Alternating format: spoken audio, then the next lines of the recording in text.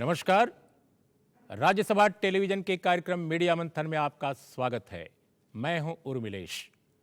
आज के कार्यक्रम में हम बात करेंगे हिंदी पत्रकारिता पर, हिंदी पत्रकारिता के खास पहलू पर कि आखिर हिंदी पत्रकारिता में विशेषज्ञ लेखन की स्थिति क्या है।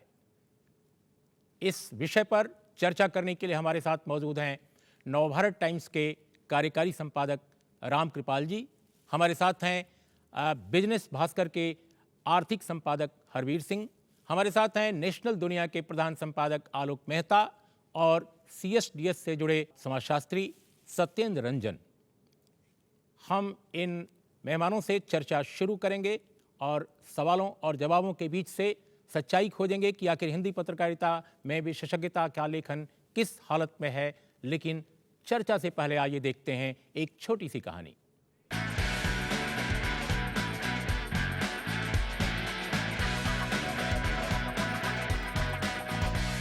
देश के मीडिया उद्योग में हिंदी भाषाई अखबार और चैनलों की पहुंच सबसे ज्यादा है।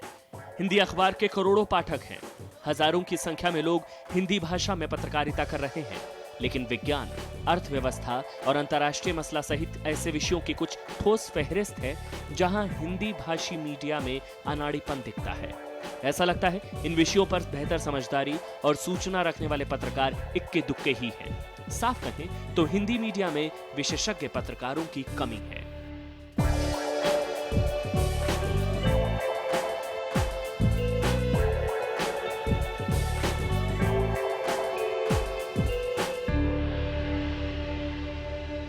हालांकि कई लोग ये मानते हैं कि मीडिया में विशेषज्ञता की जरूरत नहीं है और पत्रकार को थोड़ा थोड़ा हर विषय का जानकार होना चाहिए। लेकिन बीते सालों में देखा गया है कि पत्रकारों को जो बीट दी जाती है वो लंबे समय तक बरकरार रहती है।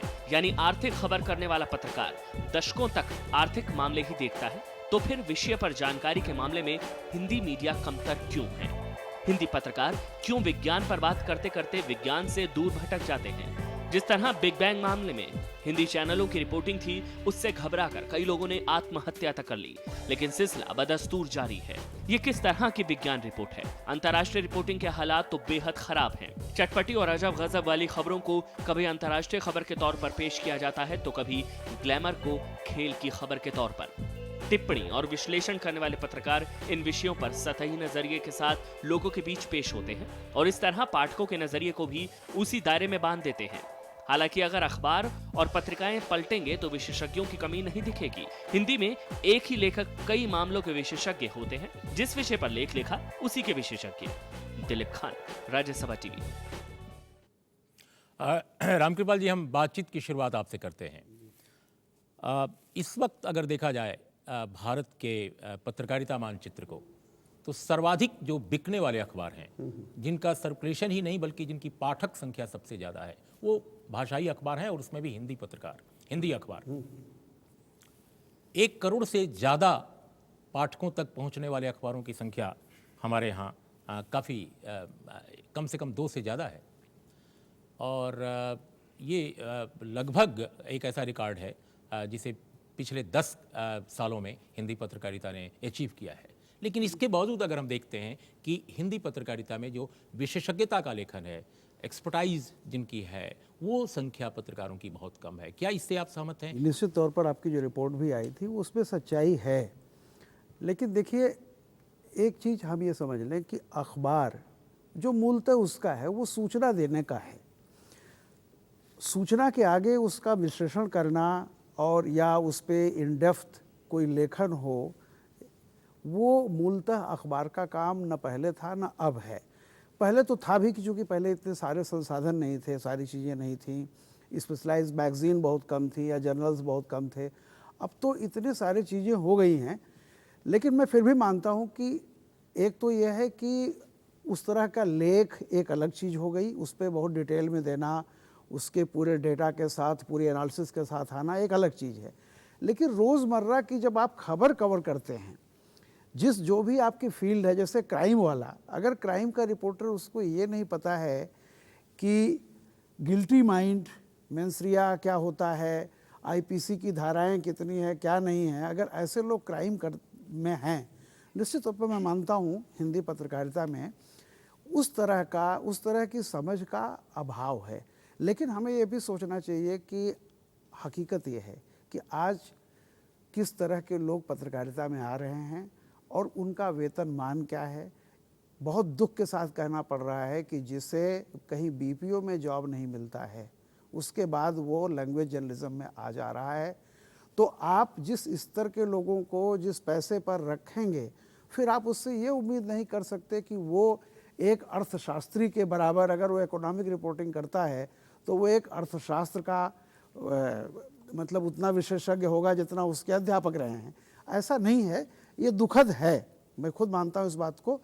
अंग्रेज़ी में इससे थोड़ा हटके है, लेकिन वहाँ भी स्थिति कोई बहुत अच्छी हो, मुझे ऐसा नहीं लगता। सत्येंद्र जी, क्या आपको लगता है कि ये, जैसा रामकृपाल जी कह रहे हैं कि रिक्रूटमेंट भी एक मसला है, कि जिस तरह के रिक्रूटमेंट हो रहे हैं उसमें शायद इस तरह की विशेषज्ञता संभव नहीं है। लेकिन अगर हम कुछ साल पहले ही देखें, बहुत ज़्यादा नहीं, तो देखेंगे कि दिनमान जैसी मैगजीन, जब रघुवीर सहाय उसके संपादक थे, तो हमने देखा कि उस मैगजीन में वैदेशिक मामलों पर लिखने वाले, रक्षा मामलों पर लिखने वाले, कला साहित्य पर लिखने वाले, कभी विज्ञान पर्यावरण पर भी लिखने वाले अच्छी टिप्पणियाँ, अच्छे टिप्पणीकार दिख जाते थे। लेकिन आज स्थितियाँ इतनी बदल गई हैं कि इस तरह का जो एक्सपर्टाइज है, इस तरह की विशेषज्ञता जो है, वो सिर्फ अंग्रेजी में दिखता है, हिंदी में दिखता है, तो अनुवाद में दिखता है। जी बिल्कुल, हम लोग जो आज यहाँ बात कर रहे हैं, हम लोगों को बनाने में दिनमान, आरंभिक वर्षों में जनसत्ता, राजेंद्र माथुर जी के समय का नवभारत टाइम्स, बीबीसी हिंदी, इन माध्यमों का बड़ा महत्व रहा है। और उन्होंने अगर उस समय, जबकि संसाधनों की कमी थी या आज इतनी टेक्नोलॉजी नहीं थी, तब अगर उन्होंने इन चीज़ों को दिया तो आज नहीं दिया जा सकता है, ये मानने की तो कोई वजह नहीं है। जो वजह मुझे समझ में आती है इसकी, वो ये है कि एक तो हिंदी अखबारों ने अपने को 9 साक्षरों का माध्यम के रूप में डिफ़ाइन कर लिया है। 9 साक्षर या अधिक से अधिक फर्स्ट जनरेशन के जो पढ़े लिखे लोग हैं उनके लिए, जिनकी तरफ से बहुत डिमांड नहीं होता है, और इन्होंने उनका जो मानसिक स्तर है उसको आगे बढ़ाना उनका कोई कर्तव्य है, इस बात को छोड़ दिया है। जो कि एक बात पूरी डिफ़ाइन की गई कि खबर क्या है। एक तो पहली चीज़ कि जब आपने अपने को डिफ़ाइन कर लिया कि हमको 9 साक्षर और जो बिल्कुल अभी पढ़े लिखे लोग हैं उनके लिए ही अखबार निकालना है। दूसरी चीज़, आपने जो चीज़ उनको इन्वॉल्व करेगी, और इसकी फिर तार्किक परिणति है कि मैं आपको रोक रहा हूँ बीच में, माफ़ कीजिएगा। आप तो चैनल में काम किए हैं और देश के एक प्रमुख चैनल में काम किए हैं। अगर हिंदी अखबारों को आप कह रहे हैं कि 9 साक्षरों के लिए या पहली पीढ़ी के शिक्षकों के लिए निकाले जा रहे हैं, ये एक दिखता है, लेकिन चैनल तो सभी देख रहे हैं, और चैनल, हिंदी के चैनल सर्वाधिक देखे जाते हैं, वहाँ भी दरिद्रता दिखती है, वहाँ भी अकाल दिखता है विशेषज्ञता का। जैसे विज्ञान देख लीजिए, आप पर्यावरण देख लीजिए, स्वास्थ्य देख लीजिए, वहाँ क्या दिखता है? नहीं, वहाँ जो एक टीआरपी का जो पूरा कॉन्सेप्ट है, टीआरपी का कॉन्सेप्ट हिंदी चैनलों में ये कहा जाता है कि आप एक करोल बाग की ये एक संपन्न फैमिली जिसके पास संसाधन है, उपभोक्ता फैमिली, आप उसको ध्यान में रख के अपने प्रोग्राम स्क्रिप्ट लिखिए और बनाइए। वहाँ ये नहीं कहा जाता है कि उसके मानसिक स्तर को आगे ले जाना आपका काम है।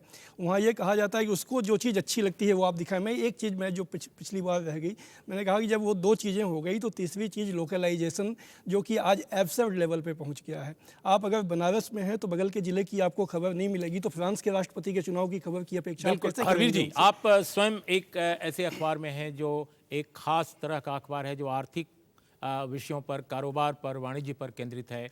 क्या वजह है कि हिंदी के अखबारों में खासकर केवल आर्थिक मसलों की बात मैं नहीं कह रहा हूँ, जैसे रक्षा है, जैसे वैदेशिक मामले हैं, फॉरेन अफेयर्स है, जैसे पर्यावरण का विषय है, जैसे स्त्री विमर्श है, जैसे कला साहित्य पर भी एक ज़माने में हिंदी में सर्वाधिक अच्छी सामग्री आती थी।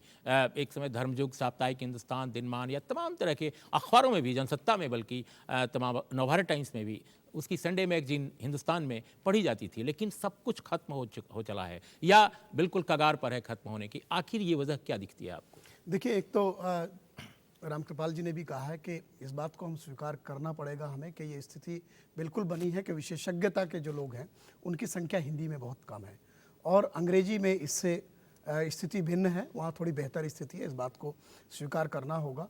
आप ये देखिए कि जैसे अभी सत्येंद्र रंजन ने कहा कि इन्वॉल्वमेंट, किस चीज़ का इन्वॉल्वमेंट? क्राइम में इन्वॉल्वमेंट, आपकी आर्थिक सामाजिक स्थिति का इन्वॉल्वमेंट, ट्रैफिक का एक प्रॉब्लम हो सकता है, लेकिन जहाँ न्यूज़ टू यूज़ की हम लोग बात करते हैं, जो व्यक्ति के परिवार के जीवन को प्रभावित करने वाली खबरें, अगर उस खबर को कोई भी अखबार या कोई भी सूचना तंत्र, आप मैगजीन में भी तो जर्नलिस्ट ही काम करेगा ना, अगर वो स्पेशलाइज्ड मैगजीन होगी। सो अगर उसको उस बेहतर तरीके से आप प्रस्तुत नहीं कर सकते कि उसको पढ़ने वाला व्यक्ति उसको समझ पाए, और अगर वो उसके जीवन को किस तरीके से प्रभावित कर रही है, पॉजिटिव, नेगेटिव, या उसके फ्यूचर को बेहतर करने के लिए, तो अगर इस तरह से हम पेश नहीं कर पाएंगे तो उसके लिए कोई महत्व नहीं रह जाता। और इसमें यहाँ वही व्यक्ति उसको ठीक से बेहतर तरीके से पेश कर पाएगा जो कि उस विषय को, उस डेवलपमेंट को बेहतर तरीके से जानता हो। और उसके लिए आपको ये मानना पड़ेगा कि एक न्यूनतम विशेषज्ञता, आपको वो मामला शिक्षा का हो, वो आपका आर्थिक मामला हो, वो खेल का हो, या रक्षा या विदेश मामलों का हो, ये आपको हासिल करना जरूरी है। आलोक जी, आप नवभारत टाइम्स, हिंदुस्तान, नई दुनिया, बहुत सारे अखबारों में आपने काम किया, और राजेंद्र माथुर जैसे संपादक के नेतृत्व में आपने काम किया, जिन्होंने हिंदी में विदेश मामलों की पत्रकारिता, विदेश मामलों के लेखन को एक तरह से उन्होंने उसके ध्वजावाहक बने। लेकिन क्या वजह है कि जो अखबार जिनको उन्होंने सींचा, जिन्होंने उनको आगे बढ़ाया, वहाँ भी वो चीज़ें अब बंद हैं, क्यों? देखिए उर्मिला जी, इसके दो वजह, जैसे अभी दिनमान का जिक्र हुआ था, वात्स्यायन जी ने शुरू किया था, रघुवीर जी ने उसी परंपरा को आगे बढ़ाया, अज्ञे जी का भी था, मनोहर श्याम जोशी उस समय थे, धर्मवीर भारती धर्मयुग में थे। वही परंपरा राजेंद्र माथुर जी ने या एसपी सिंह भी जब आए तो हुआ कि प्रोफेशनल लोग आना चाहिए। आप देखिए रक्षा मामलों पर आज भी नवभारत टाइम्स, रंजीत कुमार मान लीजिए, आपने रक्षा मामलों का जिक्र किया था, लोग तैयार हुए। ये डिपेंड करता है संपादक और प्रबंधन के बीच में कैसे आप ऐसा तालमेल आप कन्विंस कर सकें। देखिए एक तो होता है कि प्रबंधन चाहता है कि 20 लाख अखबार बिकना, मुझे कुछ नहीं है, मैं इसको कूड़ा बेचना चाहता हूँ, या मैं इसे रद्दी में डालूंगा, आप तो एक इसमें भर दीजिए मैटर। कुछ अखबार उस तरह के हैं, कुछ अखबार ऐसे हैं, जैसा आप जिन अखबार मैंने जहाँ काम किया है, जब मैं संपादक भी बना, ऐसे रक्षा पर रंजीत कुमार मान लीजिए, तो कुछ अखबार या कुछ संस्थान ऐसे हैं जो यदि कन्विंस करते हैं कि नहीं, इन विषयों पर हमारे पास आर्थिक मामलों पे हरवीर जी हैं, इसके पहले वासुदेव झा बाली जी, लेकिन जो आप नाम ले रहे हैं ये बहुत ही मतलब गिनाने लायक है। कम, हाँ बिल्कुल, ये सही है। उसकी वजह वही है, अब ये दौड़ हो गई ना, जैसे आपने चैनल्स का कहा कि साहब आप ये दिखा रहे हैं, आपका चैनल जरूर थोड़ा भिन्न है, मैं कोई तारीफ सामने नहीं कर रहा हूँ, लेकिन होता क्या है, भेड़ चाल जैसा है। यदि अखबार में यदि अंग्रेजी में बंद हुआ या नवभारत टाइम्स में कोई चीज़ बंद हुई तो हम भी बंद कर देना चाहिए। हम जो नकल करने की जो प्रवृत्ति मीडिया में आई, वो एक नतीजा है कि आपने विशेषज्ञ पत्रकार तैयार करना कम कर दिए और उनको जगह कम दी। और एक बिंदु और कहूँगा छोटा सा, कि विशेषज्ञ खुद, असल में पहले क्या था, जब माथुर साहब लिखते थे तब अंतर्राष्ट्रीय विदेश सचिव लिखने नहीं लगे थे। अब पार्थसारथी जब लिखेंगे तो मैं हरवीर जी से नहीं कह सकता कि आप वही बात लिखिए, क्योंकि पार्थसारथी के पास बैकग्राउंड बड़ा है। हम इस चर्चा को जारी रखेंगे एक छोटे से विराम के बाद।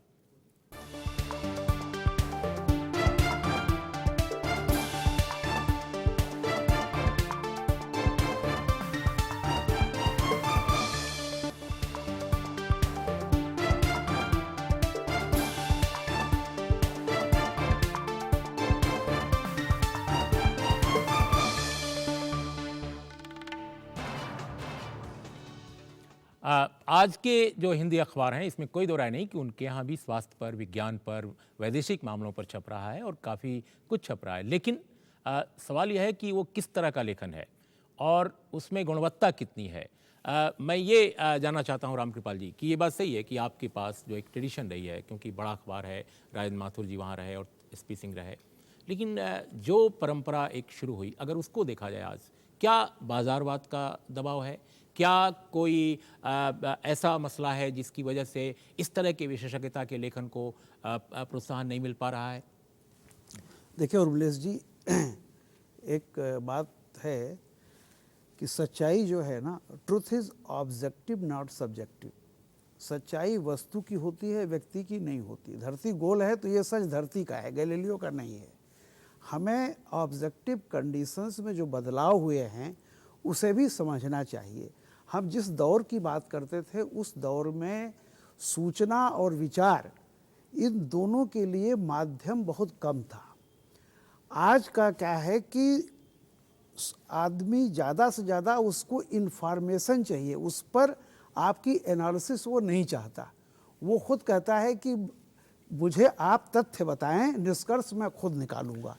आप समझें, एक बहुत बड़ी चीज़ ये है। दूसरी चीज़ जो अभी हम बात कर रहे थे, देखिए एक टेक्नोलॉजी का भी दबाव है। मैं आपको एक छोटी सी घटना बता रहा हूँ। जब मैं आज तक में था किसी जगह पे, ट्रैफिक की बात अभी आई थी कि एक टीम हमारी ट्रैफिक गई है देखने के लिए, आईटीओ पर खड़ी है। तभी भारत एक मैच जीत जाता है पाकिस्तान से। अब आप वो भी हमारी वहाँ लगी हुई है, रिपोर्टर वही है, कोई नहीं, मजबूरन उस रिपोर्टर को कहना पड़ता है कि भारत पाकिस्तान मैच पे लोगों को रिएक्शन लो। जो आदमी ट्रैफिक कवर करने गया है वही आदमी अब, क्योंकि आप कंपटीशन का दौर है। लेकिन सत्यन जी, जो रामकृपाल जी कह रहे हैं, सवाल सूचना का यह नहीं है कि सूचना कोई भी दे देगा, सूचना भी एक सही परिप्रेक्ष्य में जाए। सूचना जैसे अभी हाल में हम लोगों ने देखा जब अग्नि 5 का परीक्षण हुआ, तो उस वक्त भी देखा कि सूचना सही न होने की वजह से फीड जो जा रहा था, जो लोगों को जानकारी दी जा रही थी, वो भ्रामक थी। जी बिल्कुल, मैं जैसे आज कल फ्रांस में राष्ट्रपति का चुनाव होना है, ये एक हिंदी पाठक के लिए महत्वपूर्ण खबर है या नहीं है?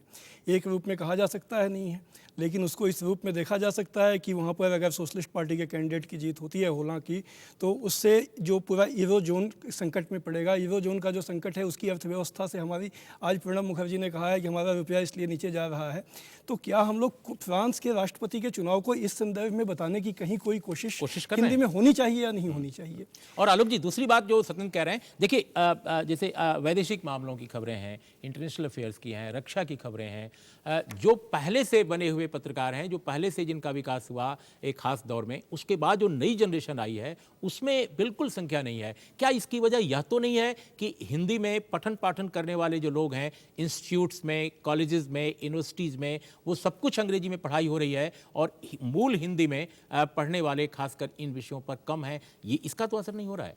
उन्हें जी, वैसे मेरा अनुभव थोड़ा दूसरा है। मैं वही वर्षों से देख रहा हूँ कि वो जैसे मैंने कहा परंपरा में, चूँकि दिनमान या नवभारत टाइम्स पढ़ के जो लोग आए, उनको आज भी अंतर्राष्ट्रीय पर लिखना की इच्छा तो उनको रहती है, लेकिन जैसे मैंने अभी पहले आपसे कहा, अखबार में तो स्पेस कम हुआ, स्थानीय मुद्दों को ज़्यादा। दिल्ली का अखबार दिल्ली का है, लखनऊ का अखबार लखनऊ का, जो हिंदी भाषी हैं पटना में, तो एक तो स्पेस उसका कम हो गया।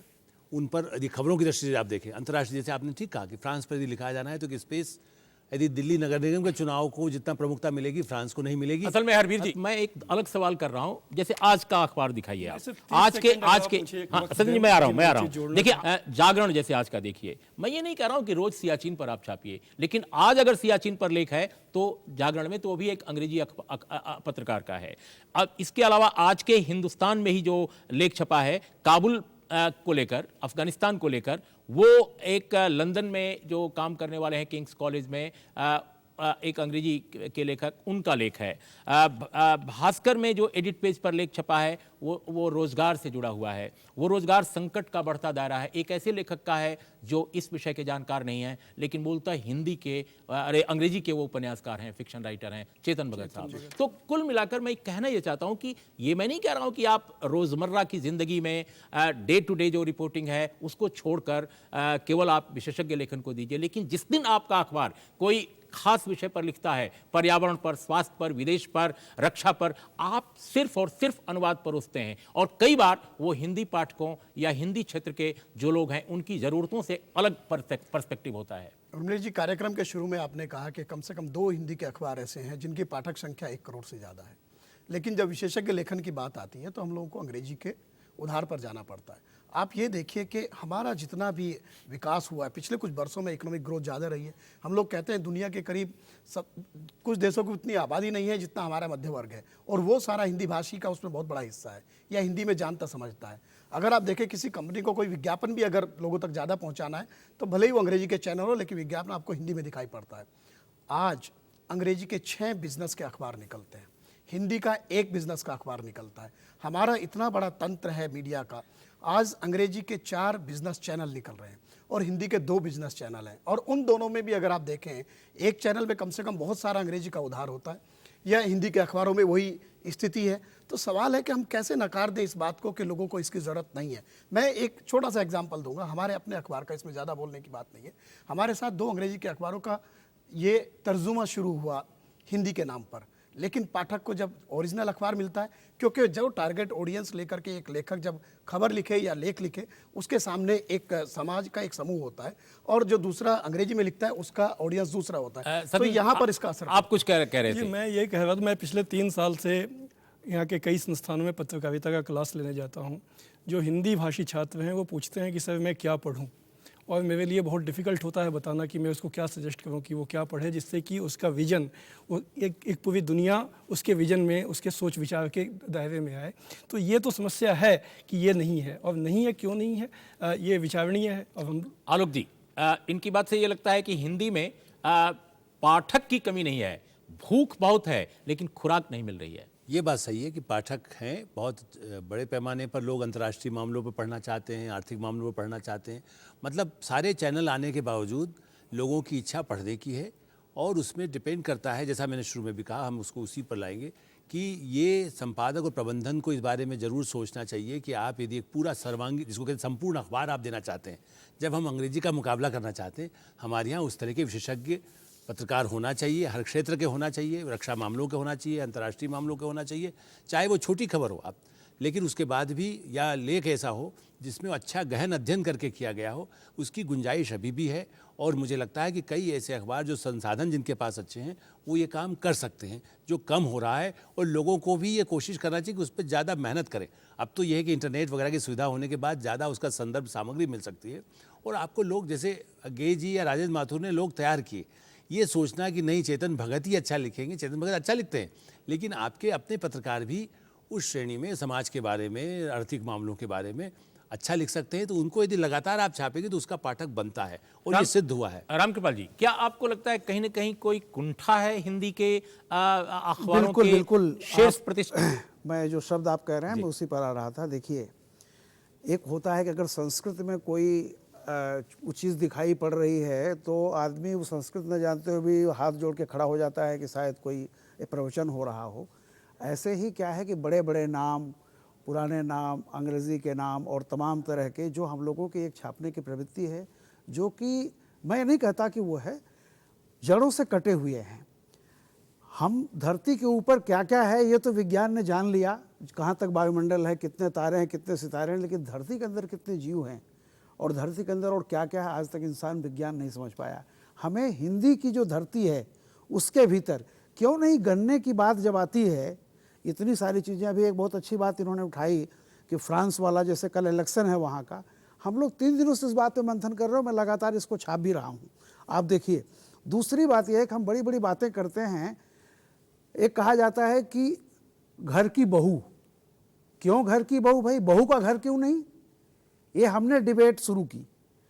किसी भी सोशियो पॉलिटिकल इकोनॉमिक चीज़ के इतने इशूज़ हैं, आप आइए और नए नए लेखक आपको मिलेंगे, वो गृहिणियाँ मिलेंगी जिनमें इतनी अच्छी बातें कहेंगी कि किसी बड़े बड़े नाम की आपको ज़रूरत नहीं पड़ेगी। लेकिन रामकृपाल जी, ये एक बड़ा सवाल है कि जो बड़े अखबार हैं जिनके पास संसाधन ज़्यादा हैं, वो क्यों नहीं जो स्वास्थ्य जैसे विषय हैं, पर्यावरण जैसे विषय हैं, स्त्रियों के मामले हैं, दलित और जो उत्पीड़ित जो समुदाय हैं उनके मामले हैं, उनको अपनी खबर में, अपने विमर्श में शामिल करते हैं। एक बात मैं कह दूं कि पत्रकार का समाज से सरोकार ज़्यादा होता है। जो मालिक है, जो शेयर होल्डर है, शायद उसका वो सरोकार नहीं होता, वो प्रॉफिट और इसकी तरफ जाता है।